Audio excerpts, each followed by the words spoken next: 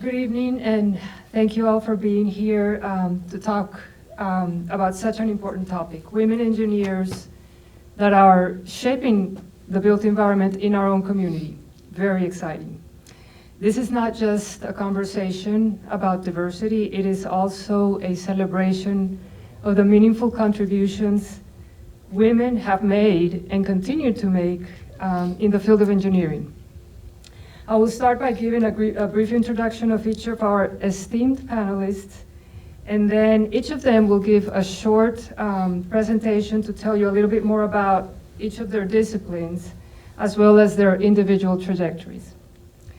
After that, we will sit down, have a really interesting conversation, I hope, and we'll leave a little bit of time at the end for Q&A, so please hold questions until the end.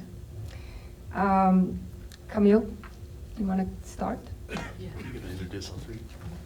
Oh, I'm sorry. Yes. No. I forgot that I needed to introduce our panelists. Yeah, then go back a slide. All right, so this one? Yes. Okay. Camille joined Purdy McGuire in 2007 after earning a Bachelor's of Science degree in engineering and continued her education while working full-time to achieve a master's degree in mathematics from Texas A&M College Station's virtual campus. In 2012, she became a Texas licensed professional engineer. She began her tenure at PMI, working mostly on national accounts, and quickly learned to design on all three disciplines offered by Purdy McGuire, which are mechanical, electrical, and plumbing. This broadened her capabilities significantly and helped escalate her to project manager. In 2016, when Purdy McGuire, the longtime CEO, decided to retire, it was a natural fit for her, of course, to join the leadership team as CEO. Under her innovative leadership, Purdy McGuire continues to prosper, working hand in hand with owners, developers, as well as architects, by designing critical systems that are hidden in the walls and ceilings of the buildings that we all experience and live in. Serving the community is really important to Camille. She has volunteered with CREW. CREW is a really great networking organization, and it stands for Commercial Real Estate / Women. And we have another panelist that is very involved in it too. Camille has served in multiple capacities for this organization. She sits on the Engineering Advisory Board for Kansas State University, as well as Texas Christian University, which is her alma mater. She also serves on the board at her church, Good Shepherd Episcopal. Next, I'm going to introduce Ann Piazza. Ann is a principal emeritus with LA Fees Partners, the largest single-discipline structural consultant in DFW. During her 37 years at LA Fees, she served on the board of directors, was a team leader, a principal in charge, and vice president. She has designed hundreds of structures throughout the Metroplex and the country, including corporate office, high-rise residential, hospitals, airports, shopping malls, schools, and mixed-use developments. In addition, she has served on multiple boards and committees, including president and director of the Structural Engineers Association of Texas, the Dallas Standards and Rehabilitation Board, the Virginia Tech Civil Engineering Alumni Board, and the UT Arlington Civil Engineering Advisory Committee. Ann got her Bachelor's of Science in Civil Engineering from Virginia Tech. She received Master of Science in Civil Engineering from UT Arlington while working full-time for LA Fees. She became a licensed project engineer shortly after and was registered in another dozen states before retiring in 2019. Our third panelist is Emily Zollner. Emily graduated from Oklahoma State University with a bachelor's degree in civil engineering and a master's degree in civil engineering. After working for a local engineering firm in Stillwater, Oklahoma, she moved to Dallas in 2014, starting her career in land development. She's now a project manager at Manhurt Consulting, leading a team throughout the design process across multiple projects. With experience in a wide range of market sectors, a majority of her time has focused on development within Dallas. She's also an active member of CREW, as well as the Real Estate Council, including being a member of the Associate Leadership Class of 2023, so you're still going through it. Almost done. She's passionate about mentorship, leadership, and advocating for young women in the industry. And now, Camille.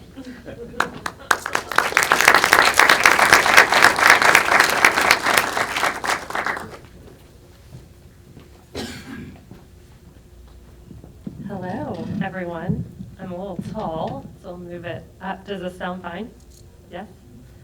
Okay, Camille Barton, Purdy McGuire. Maria said so many things about me that we'll just go ahead and get started. I am from small town West Texas, and I put West in quotes because it's just actually west of Fort Worth. It's not true West Texas, but I feel like in Dallas, people consider that West. It's called Breckenridge, Texas, not to be confused with Breckenridge, Colorado, which we get a lot. It's very different than Breckenridge, Colorado. Like Maria said, I'm a TCU Horned Frog. I actually played golf for TCU all throughout my school, which was such a great experience, and come to find out it serves you fairly well in this industry because there's lots of golf tournaments that I get to enjoy. I'm a mechanical engineer by degree, married to a very non-engineer. He is a banker and does not like talking about CFM of ductwork or flow through pipe, so we don't talk about that a lot at home. And then I have 3 small kids that you can see larger than life there that keep me very busy too.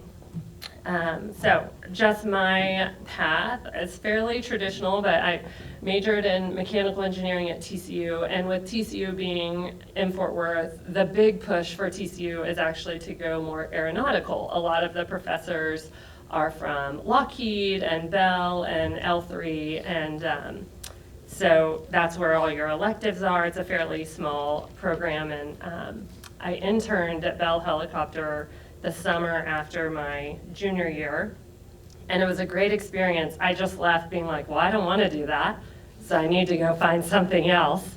And my husband now banked this small MEP engineer in Dallas that was woman-owned, and he was like, you should interview with them. So I show up with a lot of you that know Kip and Dan that work at PMI. I show up to my interview, and they were like, do you know what an air diffuser is? I'm like, I sure do not, but I bet I can learn. And somehow they hired me. So I started at Purdy McGuire right out of college, not knowing one thing about the architectural construction world, but have luckily learned fairly fast. But I did get my master's in math, but that is only because I'm a big nerd and I really enjoy math. So it is yet to come up in any project meeting. So a little bit about what we do, MEP, mechanical, electrical, plumbing, like Maria mentioned. We design these beautiful, amazing systems that architects like to cover up with walls and ceilings. But it's really all the air conditioning, the power, the lighting controls, and all the plumbing in a building. As we all know, in Texas, we need lots of air conditioning. And more recently with all the freezes, lots of heating as well whenever that comes into play. So that is really what our firm does. We design all of those and then obviously walk it through construction with the general contractor, with our architectural partners, and all the other sub-consultants too. A little bit about Purdy McGuire. This is our group at our annual retreat last year. We were established a little before my time in 1957. We currently have 32 employees licensed in 30 states currently, but with the majority of our work done right here in Texas. So all ground up renovations, all project types. I just always say we do anything but condos and medical, anything with a patient, but office, tend to finish out, retail, science and tech, higher education, K through 12. So we do it all. And we like to have lots of fun as well. So we do annual overnight retreats. We do holiday fun throughout the year. We did our own little construction. As you can see above, we do lots of silly things today. We even had a pumpkin chunkin event to try to build a catapult, which I don't know, ours did not win. So, but monthly luncheons, weekly training classes, we're always doing something crazy and fun and not very engineer-like. When we met to talk about this, Maria had mentioned probably talking about some impactful projects, just touching on them. So there's so many, I'm sure everyone that works in this industry has, you can rattle off so many quickly of why they were impactful.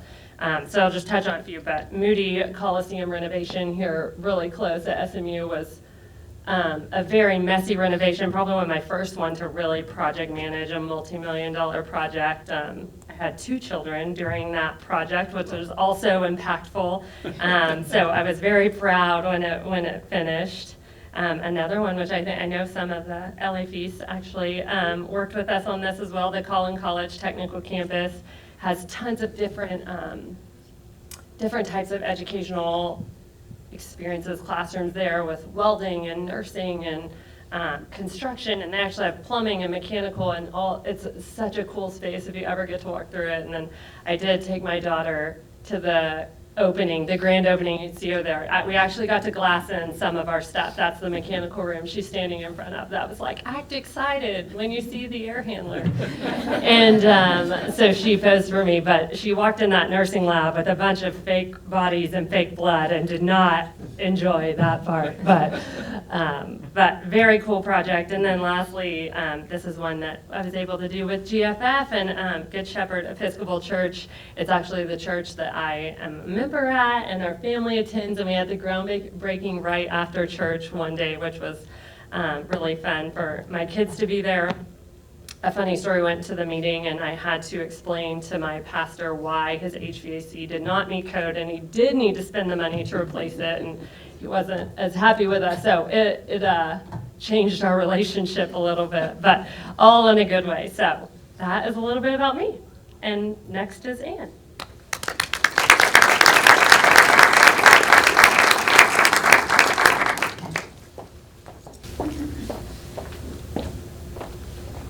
Well, good evening. I'm Ann Piazza, and it's really an honor to be here tonight.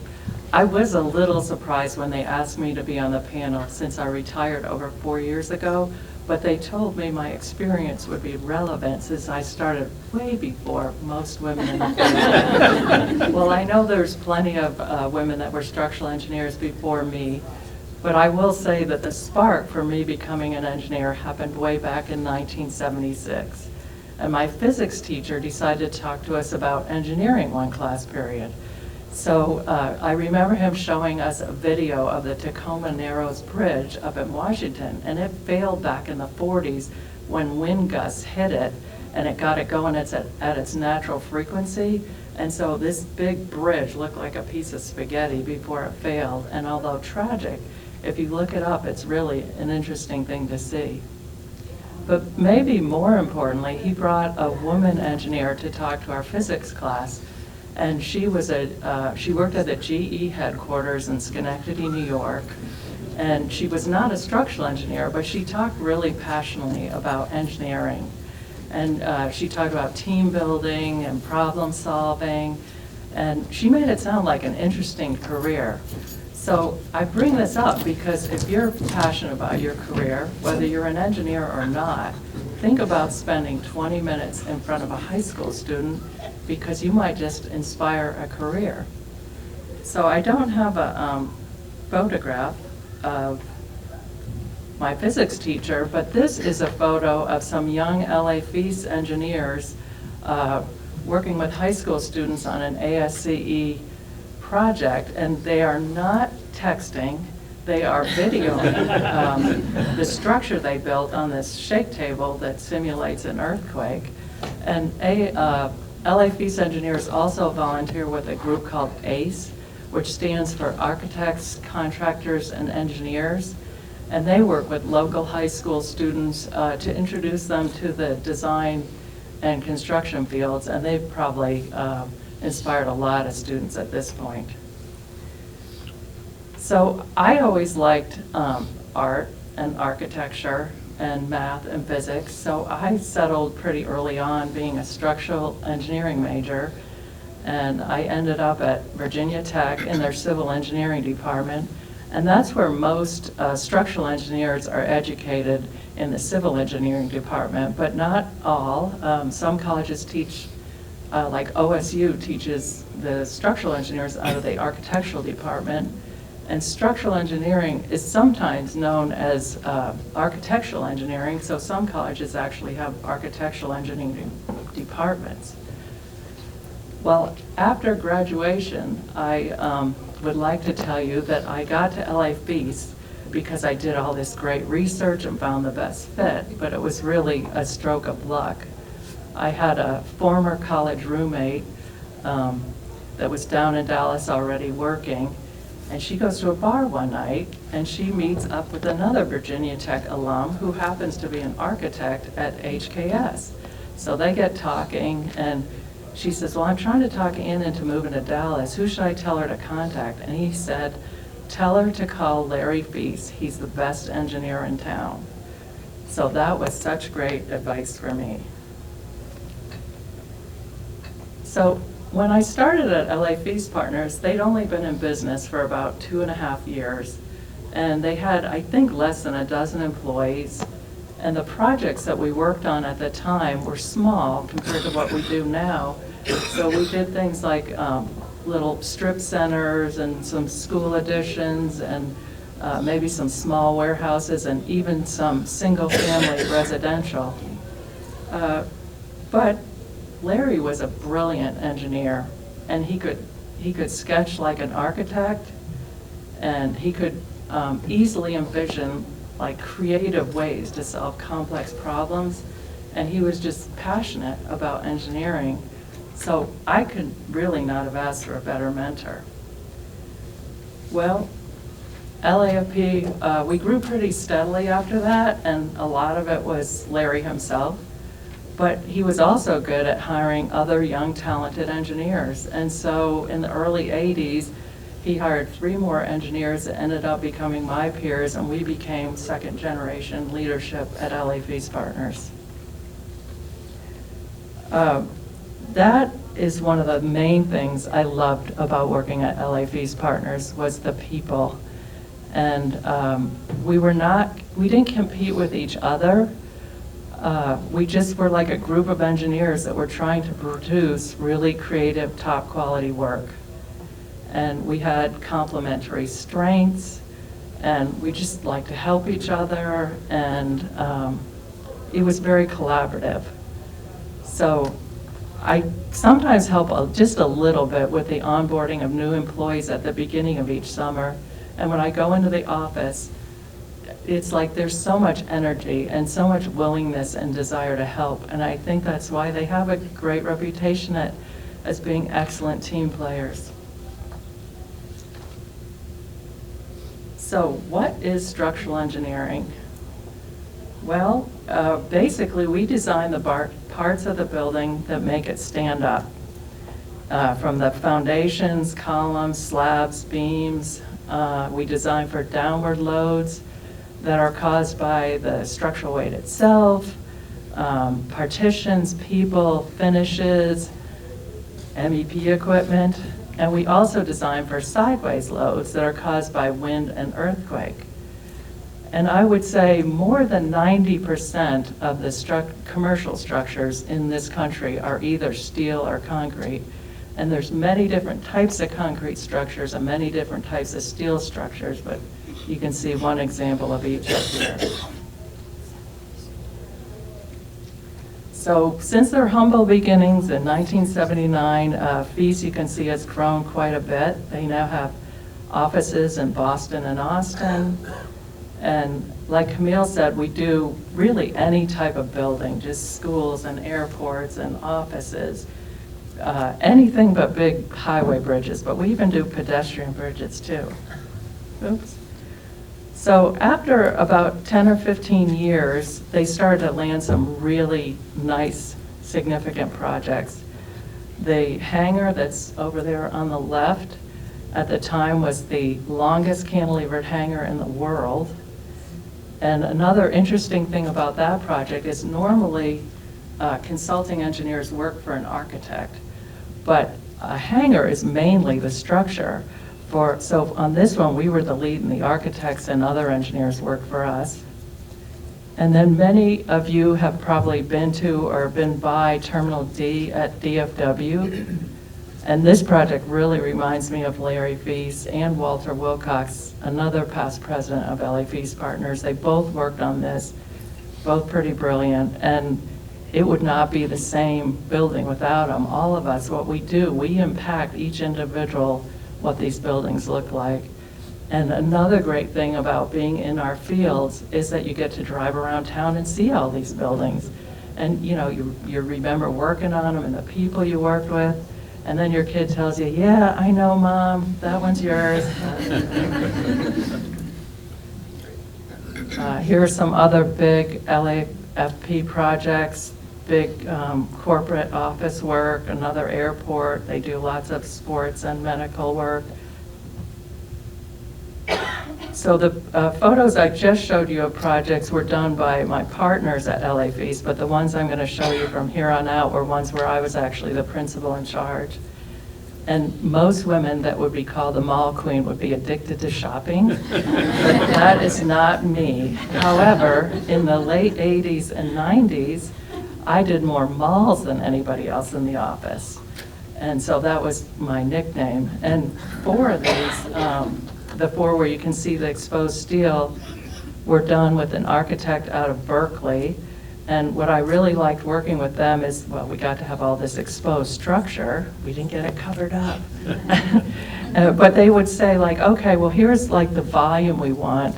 And we didn't quite have free reign, but I had a lot to say in what the final volume would look like and the structure would look like. And Vista Ridge over there on the left, that was my first mall. And I did that after I had been working about 5 years. And at the time, the only software in our office, and probably most structural consulting offices, was just 2D. And this is clearly a 3-dimensional structure. So a lot of the calculations were done with a calculator and pad and pencil. And I was nervous when they pulled the formwork down from under the center oval compression ring, but it's been up for 35 years. It is okay. So LA Feast Partners doesn't really chase projects. They try to develop relationships with architects and owners and developers. And so you probably recognize this as like the new Love Field concourse. But before that, we had done some work with Southwest Airlines and Corgan Architects, and they were both great to work with. But they called one day and they're like, oh, Southwest Airlines needs to add a pier because they're going to put a new jet bridge in. And it's over an existing structure that's been abandoned and they have no drawings. Can you come out and look? Okay, so you're out in a crawl space and it's hot and it's dirty and it's wet and you're trying to find a spot where they can drill through a pier. You get that done. They call a month later and they say, oh, we need you to do a really fast project. We're going to do a temporary baggage facility and we need a box truss to get the bags from where they come in to this temporary facility. So you get that done really quick and you're happy to do it because they're great people that you're working with. So then a month later they call and they say, oh, guess what? We're going to tear down the entire old concourse. We're going to add new ticketing, new baggage, and renovate the lobby. So what started out in a crawl space, putting in a new pier, became this really wonderful, fun project to work on. So that's when you work for architects and developers and owners, you have to do everything. You can't just do the big projects.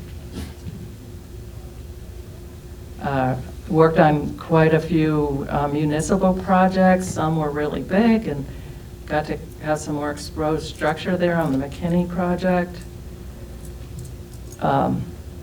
This is a Legacy West project. It's one of the last projects I worked on before I retired. You can see there's blocks and blocks, and it's residential, office, and retail. Got to have some exposed structure. We worked directly for the developer on that, and there were 3 architects involved. I worked on dozens and dozens of office buildings in my career. These are just a few of them. The Rolex building on the left was interesting because each floor twists from the floor below, so none of the floor plates are the same, and it was really hard to find a spot for columns to go down. So most of the columns transfer out at some level. But it's a pretty building just north of downtown. This was the tallest project that I worked on, Blue Seal, in the Harwood district. Worked on many medical office buildings and hospitals. And I will say that curved buildings take us a lot longer to design and detail, but they're very pretty buildings. And you can see in this photo that not everything is concrete and steel, and this was some heavy timber in a casino up in Michigan. One thing that was really nice, I got to work on several STEAM and STEM high schools, and I hope that there's some structural engineers learning right now in one of those facilities. And I included this TCU project because not all our projects were ground up. And renovations for a structural engineer is one of the most difficult things that we work on because we don't even always have existing drawings to work with and you don't know exactly what you're dealing with. But when I first went in this building, it was kind of dull and dingy and had columns and floors where they didn't want them. So we opened it up and they were really happy with the results. So none of us work on these projects in a vacuum. And we all are better at what we do when we get to work with other people that are talented and passionate in what they do. So I'm thankful to the architects and other consultants and developers and owners I got to work with.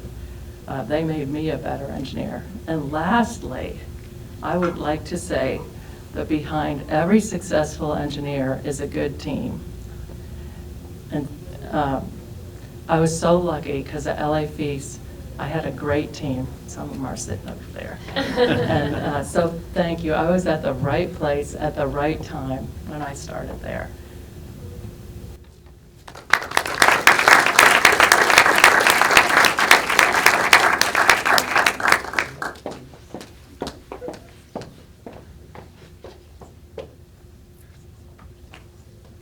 Hi, everyone. Hello, friends. My name's Emily Zellner. I'm a civil engineer and project manager at Manhard Consulting. Just bear with me because I'm gonna flip these sheets over while I'm talking. I'm a mom of 2 boys. This presentation is going to be very picture-oriented.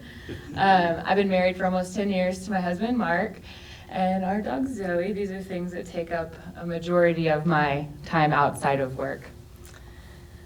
I graduated from Oklahoma State with my bachelor's in 2012. This photo is me and the only 2 other women that were in our graduating class. Fun fact, we all do some type of different component of civil engineering, so we don't all do the same thing, and we are still friends today. A little bit about my career path. When I was getting my master's degree, I worked full-time at a small firm in Stillwater. I was able to go to school full-time and work, not really doing land development, but I was mostly working on surveying projects for oil pipelines. The intent was really to just get me through school, kind of get some exposure, develop my CAD skills, and go on from there. Had plans to move to Oklahoma City. Wasn't married yet, but to be with my soon-to-be husband while he worked for the Department of Transportation.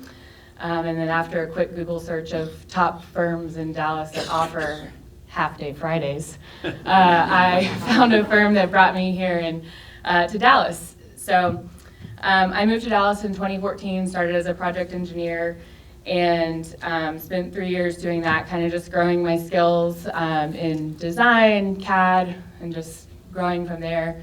Took my PE during that time, and then became a senior project engineer, where I started to develop more, learning into the project management skills.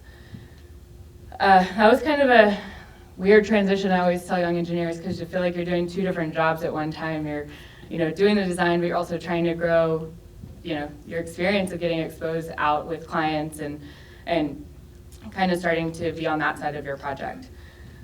I became a project manager in 2018, and I've got these 3 photos here because being a project manager was taking on a new role.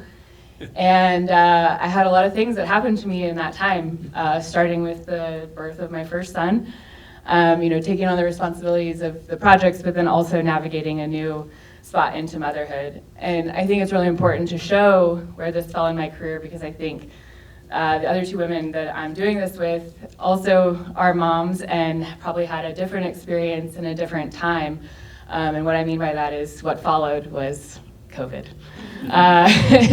And had a lot of goals after 2019 going into 2020, and that kind of rocked everything, because I couldn't get out and do the things that I loved, which is getting in front of people, meeting people, developing relationships. And so you're kind of just stuck at home and, yes, focused on just the projects, and ultimately in that time to keep our jobs, and we weren't sure what was going to happen early on. So then with that came the birth of my second son, and a lot of things just happening in that time. So it was really, really hard to, do work, do motherhood, and then navigate kind of the unknown of what COVID was. And so although I don't think any of us will experience that again in our lifetime in terms of a pandemic, it was a really, really big part of my growth and development in, I think, one of the most important times.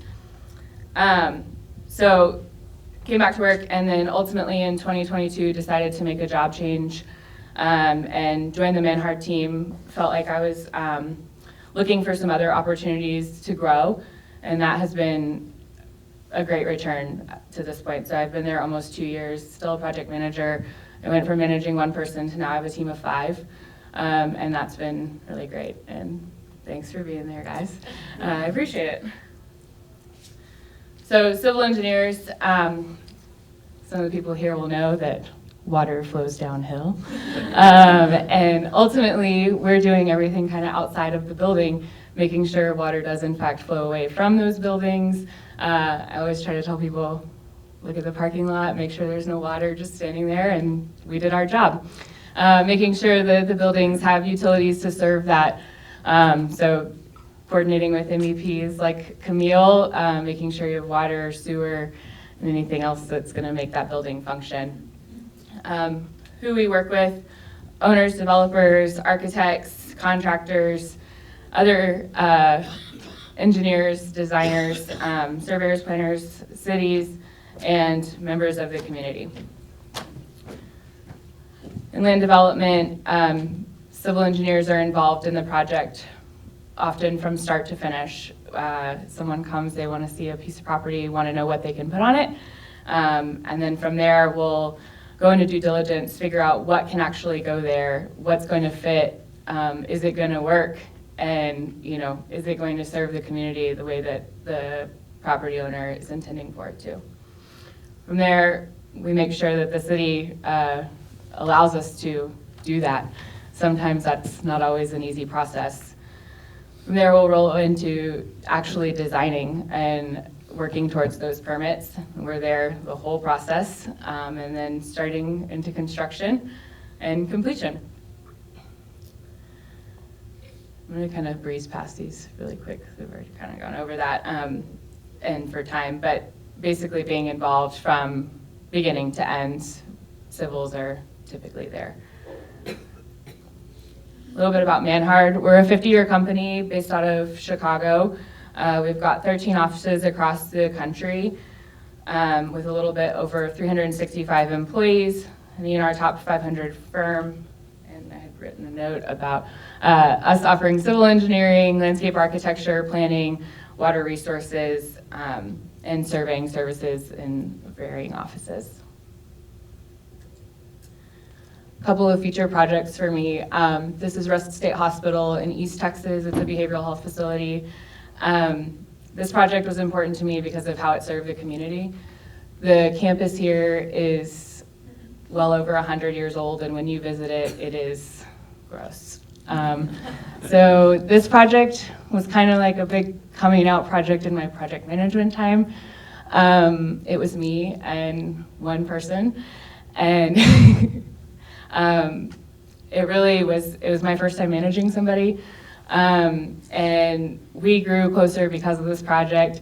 There were so many design conflicts and challenges. It's a project that is open today, fairly new. There are patients there. This specific behavioral health facility offers a non-secured section and then a maximum security section. So even though that doesn't really have anything to do with civil, excuse me, that was a lot of learning in terms of the patients that would be at this facility. The next project is 23 Springs, which some of you might be familiar with, the big hole in the ground at Cedar Springs and Maple. I actually had the pleasure to work with GFF and LA Feast on this project, and this was at the same time as the Rusk project. So 2 huge projects for me all at one time. This is an office tower. Right when we were trying to get our permits or kind of go through that process with Dallas, COVID hit. So our client didn't know what was going to happen with that project. So we kind of broke it up into pieces. And it took up, a majority of my time, so I felt very dedicated to this. And it was a phenomenal team. This is a granite project. Again, I worked with GFF, LA Feast, DPR Construction. It was just a really, really great team, and I really enjoyed it. And half the time, that's what makes the project so great. So this is a project I'm currently working on called Blockhouse. This is along the Santa Fe Trail. This is another project that has community in mind, and I think that's really important, what it's there to offer the local community. So this is a fun project because of the team as well. This is really, I guess, there's a lot of accountability on this team, and I think that we missed that a lot in our project. So it's been really fun so far to work on this. And then lastly, as we roll into the actual panel, I just want to highlight, these are a lot of women that have been really instrumental in my career, most of them professional relationships, half of them here in this room. So yeah, I stand by all these quotes. I think it's really important, and it doesn't have to just be a direct supervisor or mentor. There's so many women that can help build each other up and be successful in this industry. Thanks.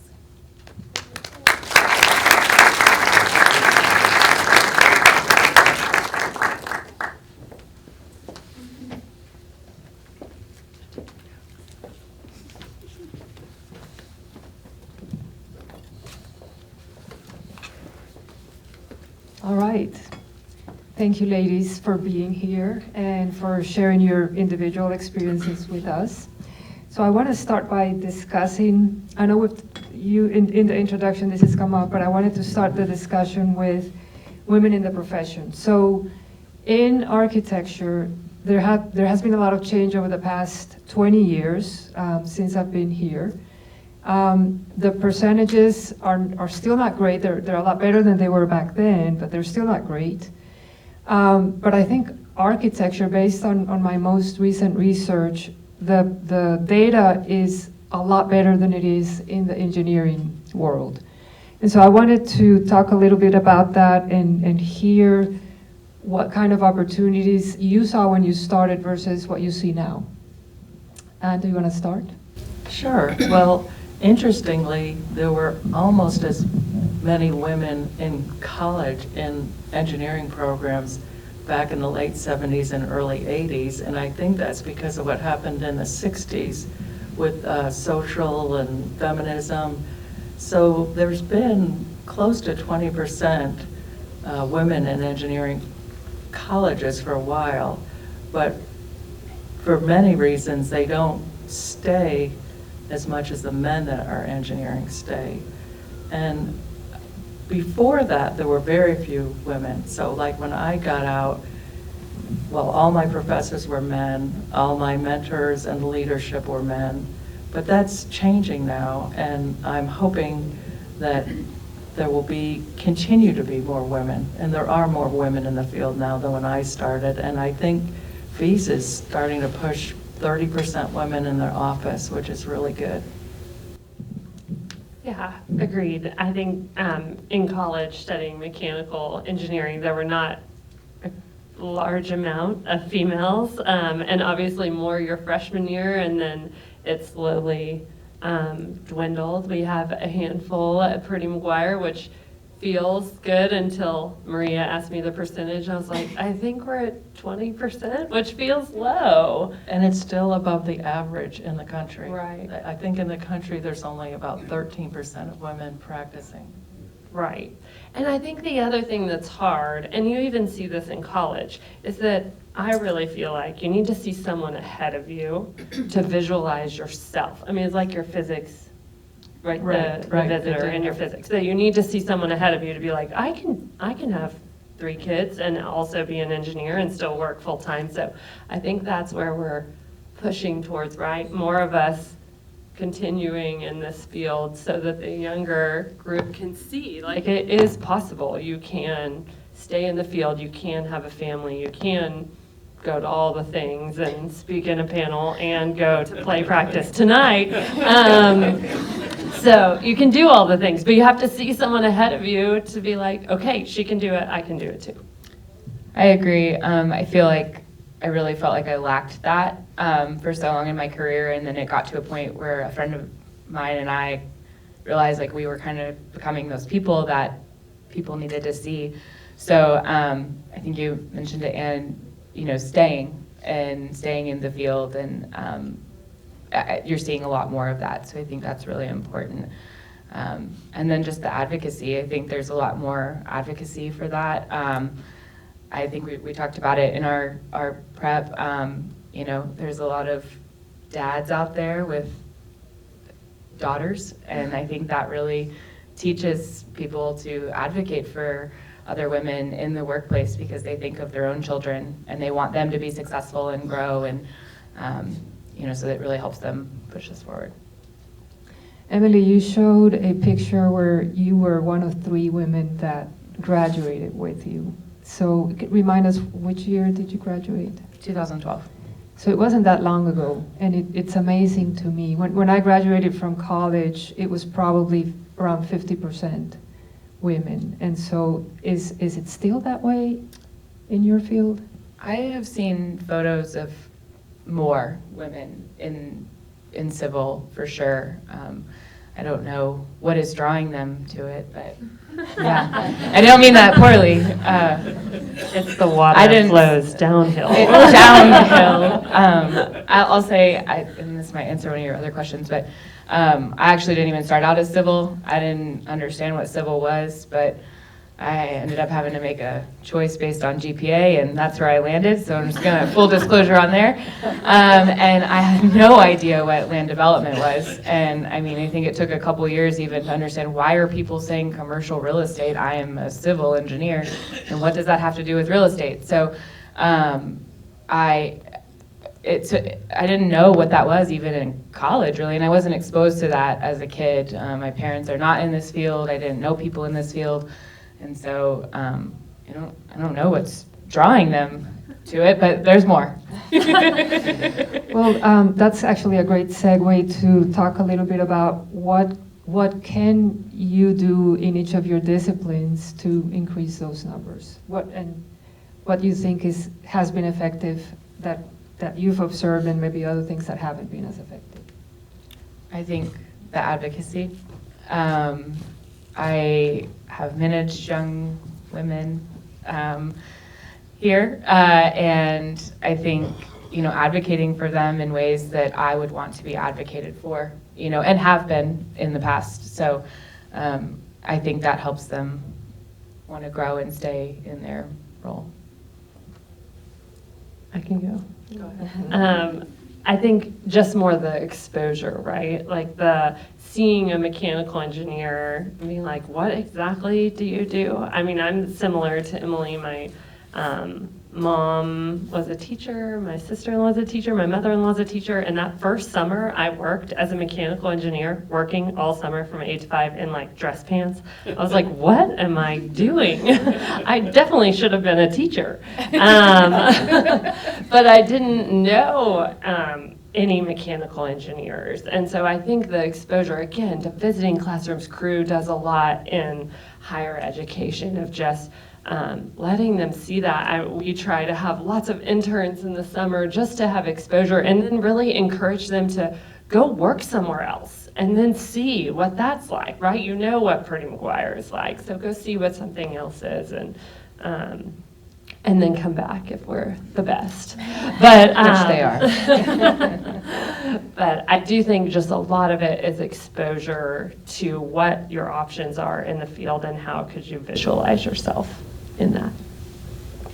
So I agree with all that, and I also think, and I'm old school, and Maria, I think you've been practicing a little bit longer too. And so when I started, I thought the best thing I could do was to be a really good structural engineer. And Maria, I hope you will tell your story of when you first moved here and your experience, because it's really similar to that of an engineer when you were out on the construction site. Yeah, so 1999, my husband and I moved to Dallas, and I joined GFF. When I finished college back in Columbia, half of the graduates were women, and most of us started in the workforce. So in the workforce, you encountered a lot of women. And when I came to Dallas, the firm was around 40 people, and there were about 5 women.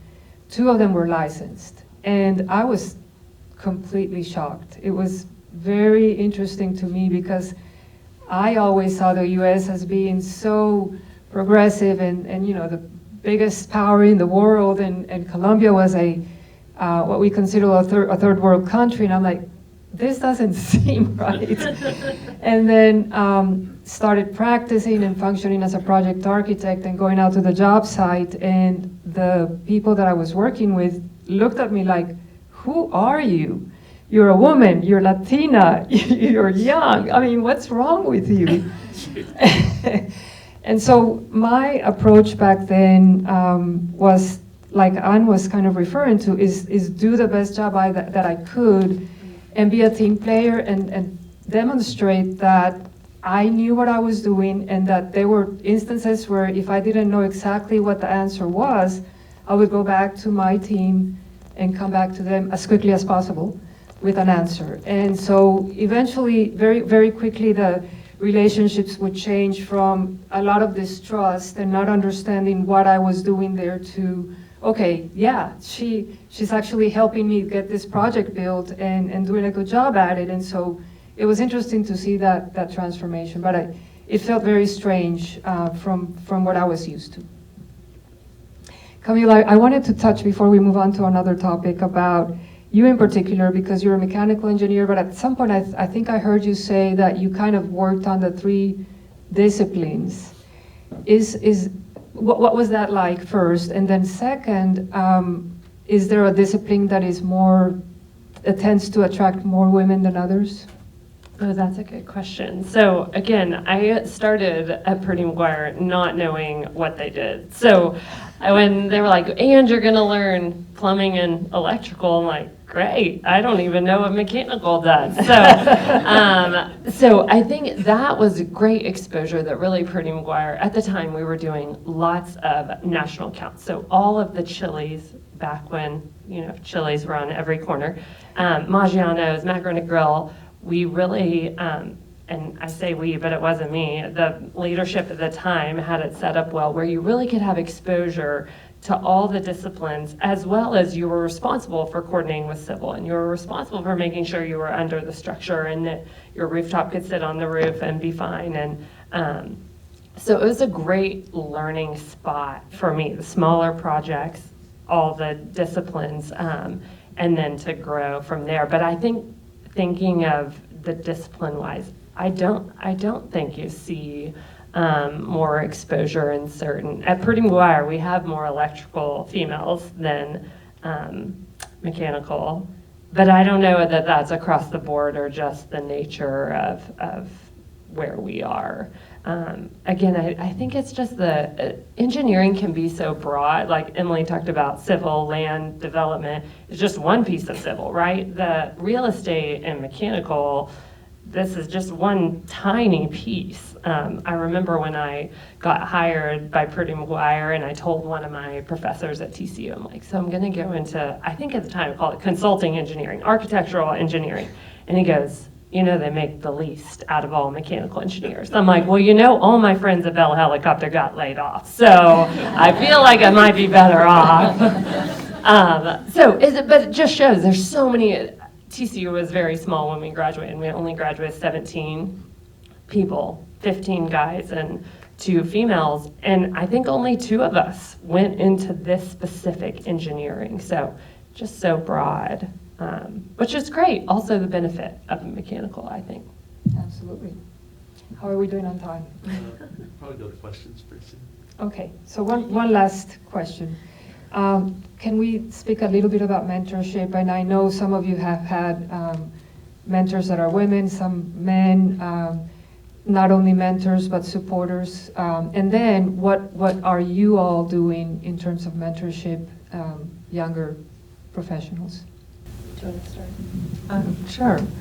Well, I think mentoring comes kind of naturally in the consulting field because if you're a team leader, you have every incentive to mentor the younger engineers below you, and it'll make them better, and you want to diversify them, and it'll make your job easier, and the firm will be more profitable. So there's a lot of natural mentorship there.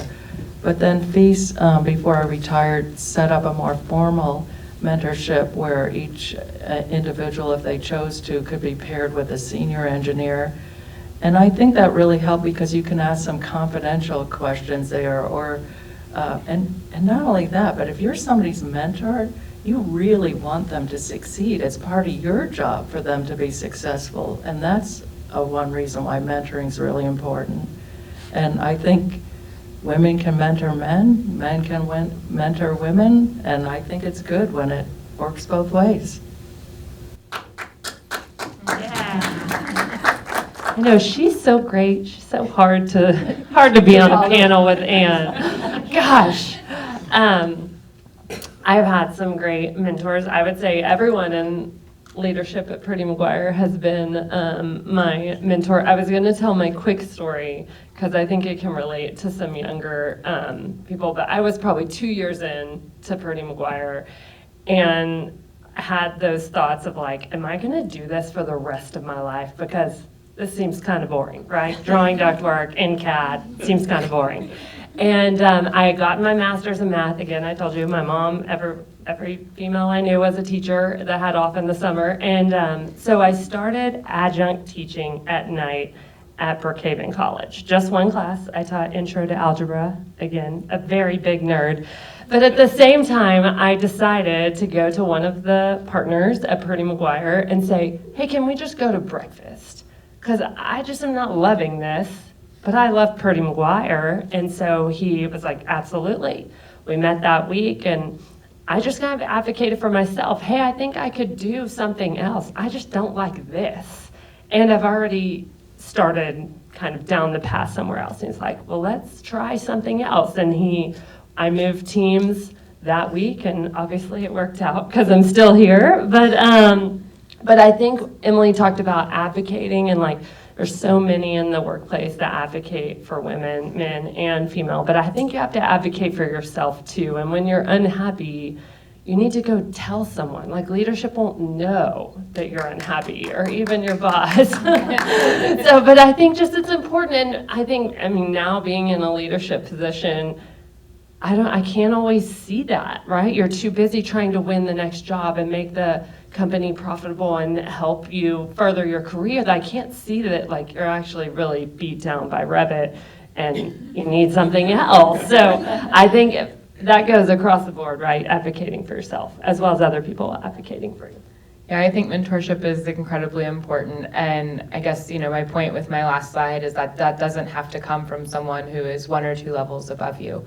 I had a mentor at one point where, and assigned through a program, and it just got to a point where, like, I love that person, but couldn't relate anymore. And what changed was that I had kids. And so I needed some female perspective and people that had gone through what I was going through, just, going back to the workplace and navigating a whole new part of your life. And so my kids are in daycare, and I've developed a really, really great relationship with 4 other moms. Our kids have all grown up together, and just by chance, a couple of them also are in this industry, but we have leaned on each other so much in terms of our jobs, and we actually probably talk more about our jobs and our kids because we need each other. And so they've been a huge part of my career development over the last 3 years, and just me being able to have somebody to lean on, and quite frankly, someone not where I work, because we can have these open conversations, and maybe get some guidance on if I do need to approach somebody. Watching each other grow into leadership roles has been really incredible. There's a wide range of age, but we're going through the exact same stage with our kids. So, we range from me being the youngest at 34 to someone who's almost 50. And so they have different experience in the workplace and some much harder jobs than what I experienced. So I think that's been really important as I've grown as a leader and kind of fallen into the role that I'm in. And then I think also just like knowing your team and leading them and what it is that they need individually and then as a group. I'm really, really big on the people. So that's just really important to me. I've never hated where I've worked. I've had 3 different jobs in this career, and I've never hated the people I've been with. And that's been, a huge part of my successes. So yeah. Great. 2 or 3 questions. All right. We're ready for questions. Any questions? Oh, you're making this so easy. More wine. I just need more wine. Yes. One more drink ticket. Well, if we don't have questions, I want to, one. I do have a question for Emily. I was reading a book by Caitlin Moran. She has quite a few publications on feminism, but her last book is on masculinity. And in her last publication, she's talking about women being successful, or in her opinion, women are successful because they always relate to tribes. Emily had that in her last slide, so I wondered about the truth of that and how much of it is actually a driver in the success of professionalism. Relating to a tribe, having a tribe, and being within that cohort of successful women. So one of the women in that group gave me that quote to put on this PowerPoint presentation. So I lean on her heavily in terms of marketing and visualization. But I think it's incredibly important. I wouldn't be able to do a lot of the things that I do happily without leaning on some of those people, outside of my home. So I think it's incredibly important in my personal and professional life. The slide I shared with you are all professional relationships. Those are not, people that I am at home with. So those are, that's over 10 years. And so I think it's really important. And it doesn't have to be the people that sit directly next to you and do the same job that you do, So I think it's important. And those don't have to just be women either, it's just who builds you up and makes you feel good about what it is that you're doing, who supports you, advocates for you, and tells you that you're doing a good job. And then someone that you can lean on when you really, really need it, Any other questions? Yes. Do y'all have any advice for young engineers to be kind of more assertive in a male-dominated industry? Because I'm a structural engineer, and it's hard for me to kind of be like that confident and put myself out there sometimes. I'm always really polite on emails and everything. We know exactly what I you're know. talking about. Yes, we have lots of feelings on that. I will say it gets easier when you get older. Because when you're younger, you, like you said, you're young and you're female. And when you've been around for a while, people realize, okay, she probably, and you just gain more confidence as you go. But you can do it. You can do it. I think it comes with experience too, because, and I don't know that it's different for women and men. I see some of the young professionals in our office, and they have the same struggle of feeling confident and being it. But I think, like I mentioned in my experience, work very hard and come back with the answers if you don't have them immediately. And eventually people will trust you, and that trust helps with that confidence as well. I agree with that, and I think where that limit is really pushed is when you are leading people. I'm going to call out Gabby here for a second, because I remember one specific time working on the behavioral health project, and we were in a conference room together, and she's looking to me to lead this conversation. I can't depend on her, right? Because she doesn't know, and at that time. And I remember being really frustrated with the contractor, and I remember walking out of that room thinking, like, I killed it, and I did it for her to see that and learn from that too. And that was because people did that for me. So I think, I'm not saying wait till you're a leader, but I'm saying that, I think that's when it kind of became more apparent that, like, you're going to kind of have to step it up, and it was empowering, right? But I used to be afraid to call people, and I would wait for the person next to me to leave my side. So it does come. Whispering quietly to the Yes. city. Where's my permit? I think another thing where I learned, and I think this can go men or women, but just you'll see people ahead of you and see what leadership tactics you like from them, right? I think you can pull something from every person and still make it your own flavor, or whatever it is. What's the other rule? Don't say just in an email, or I just wanted to know if you could possibly relocate that structural beam. We have enough money. Please. All right, one more, very quick. I just have Two. one thing to say to this wonderful structural young woman. As a lighting designer is coming up, there's not a lot of other female lighting designers ahead of me. I found someone excellent, actually in the sales of lighting industry, about 10 years ahead of me to look at as someone that I could ask questions to. How does this work? What's this game that they're playing over here with the contractors and the salespeople, the distributors? And so she was wonderful to take me under her wing and answer questions. I don't know in structural if that's working with a developer or a female, then you can find ahead of you to say, how does this game play? And then there's a lot that you can learn that's not right in your own field, but in a related field that gives you a lot of breadth and foundation to talk to other people about very quickly. Join crew. It's great. Yes, join crew. We need more engineers. I want to thank all of you for being here this evening. Maria, thank you for a great job moderating, putting the panel together. Camille and Emily, thank you. I mean, it's fantastic, I think, to hear about these dynamic women who are leading in engineering and setting an example for the rest of us. And I think the ones to come. So again, thank you for participating. Thanks all of you for attending. Good night.